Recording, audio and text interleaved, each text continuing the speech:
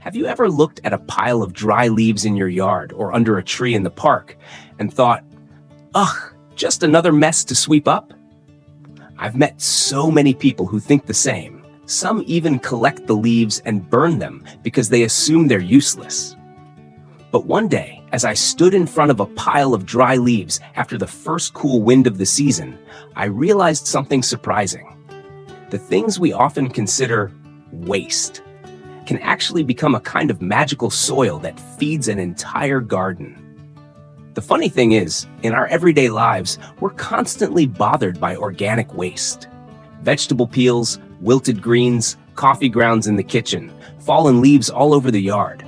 It feels like waste is always chasing us, and if we don't handle it properly, it becomes overwhelming, messy, smelly, stressful. But when we learn how to work with our waste, something unexpected happens. Life gets easier.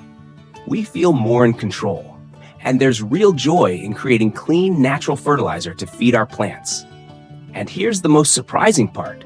A 60-day experiment proved that, with nothing but dry leaves, without a single piece of kitchen waste, you can still create sustainable, microbe-rich compost. Ready to discover how? When dry leaves become more than just leaves. Picture a quiet weekend morning. You step outside, the air is cool, and the ground is covered in crunchy golden leaves. You sigh, thinking you have to sweep them up again, bag them, and toss them out. Sounds familiar, right? I'm sure it does, because almost everyone has been there. But after more than 10 years working with organic waste, I realized something. Dry leaves are one of the most overlooked gold mines in urban life. A friend once joked, if dry leaves were worth money, I'd be rich. But the truth is even better. Dry leaves can create extremely stable, gentle, long-lasting compost without adding nitrogen or any kitchen scraps. That realization pushed me into a 60-day experiment, which later stretched to 90 days, just to see if nature could break down dry leaves on its own and turn them into a usable, healthy form of compost. The result surprised me. Not only is it possible, but it works even better than I expected. If you've always thought dry leaves are just something to clean up and throw away, I want you to open your mind for a second. Sometimes the things we think are useless are exactly what nature needs to rebuild a full micro-ecosystem, self-running, self-balancing, and capable of restoring soil day by day. The natural microbial system, magic happens when we don't interfere. I still remember day 15 of the experiment. When I opened the compost pile, I was startled, not because of a bad smell, but because of the smell of a forest floor. That earthy, clean scent you notice when hiking in a damp forest, and intertwined among the leaves were thin white strands, like spider webs. They were fungal hyphae, the natural fungi that play a huge role in cold composting. People often ask me, how can compost break down without green waste or nitrogen? I just smile and say, nature already has the answer. When we stop forcing the pile to heat up, the native microbes, especially fungi, have room to grow. Dry leaves are full of cellulose, and fungi are experts at breaking cellulose down. The fungal threads weave through the pile, softening and breaking the leaves, creating perfect conditions for beneficial bacteria to thrive. By day 30, earthworms and tiny insects started appearing inside the pile. You know what that means? The compost reached a natural balance. No overheating, no microbial chaos, just a stable, living system. This is classic cold composting. Slow, steady, no heat, no added nitrogen, but incredibly effective. Have you ever seen a forest where someone sprinkles nitrogen or adds food scraps? Of course not. Leaves fall, rain comes, sun and wind do their work, and the soil gets richer every year. Our pile of dry leaves is simply mimicking that same process. The secret to cutting months down to 60 days. If you just leave a pile of dry leaves alone, nature will break them down, but it may take 6 months, 12 months, or even longer. So how did my experiment finish in only 60 days? The secret comes down to 2 things: moisture and airflow. I always say, when a compost pile is dry, it's like a soup pot with no water. Nothing can cook. Microbes are the same. They need moisture to stay active. Here's exactly what I did. Every 10 days, I opened the pile, fluffed it up gently to let air in, sprayed water to keep it as moist as a wrung-out sponge. That's it. If you imagine chewing a completely dry leaf, it won't break down. But if the leaf is moist and airy, microbes can eat it much faster. One more important tip: shred the leaves first. When the leaves are cut or crushed, their surface area increases, letting microbes get to work much more quickly. You can use a lawnmower, trimmer, or just crush them by hand if you only have a small amount.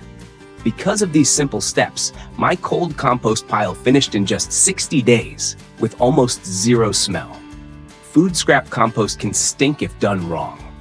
Dry leaves, even if you mess up a little, still smell like leaves.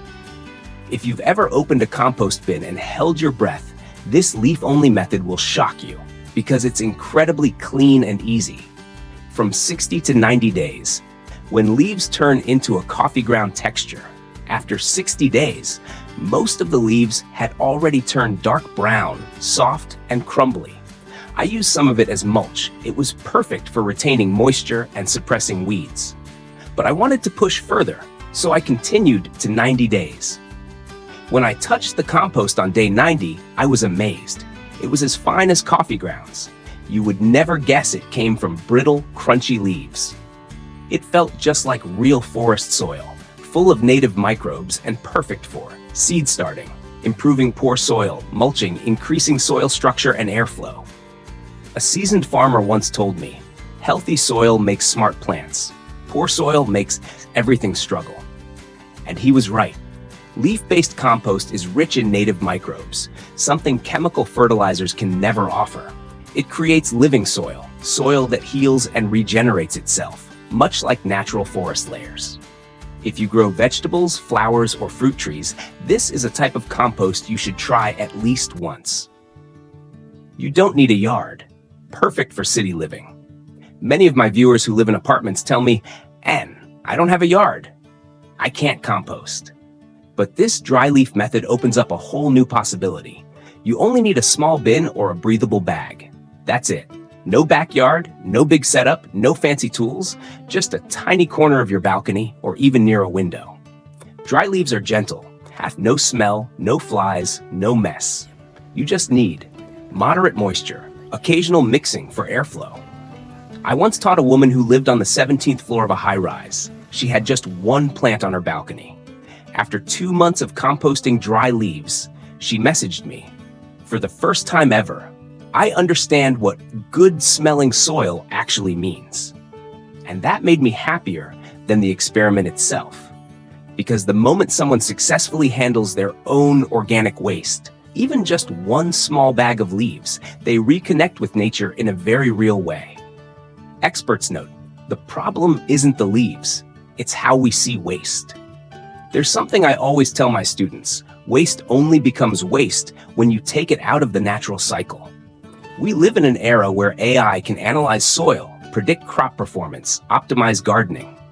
Yet it's the simple, humble dry leaf that reminds us, true life begins with microbes.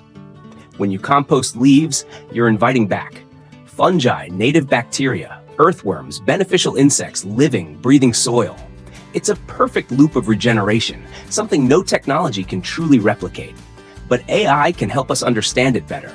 Moisture levels, breakdown speed, which leaf types decompose fastest. The future of composting isn't just instinct, it's instinct plus science. Humans plus nature's AI. That's the sustainable path forward. A question for you, the one watching this video. Have you ever looked at a pile of dry leaves and wished you could make it disappear, only to see more falling the next day? Have you ever avoided composting because you thought it was smelly or messy? Have you tried composting before and failed and felt discouraged? If you answered yes, then this dry leaf experiment is exactly where you should start. Simple, clean, easy to succeed. I've seen so many people go from skeptical to surprised to absolutely hooked on composting. Because when you turn waste into soil, you create a genuine connection with the world around you. And I believe you'll feel that too, the moment you open your first 60-day leaf compost pile. If these insights helped you, don't forget to subscribe to the channel so we can keep exploring how to turn waste into resources and how to live greener, one small step at a time. See you in the next video.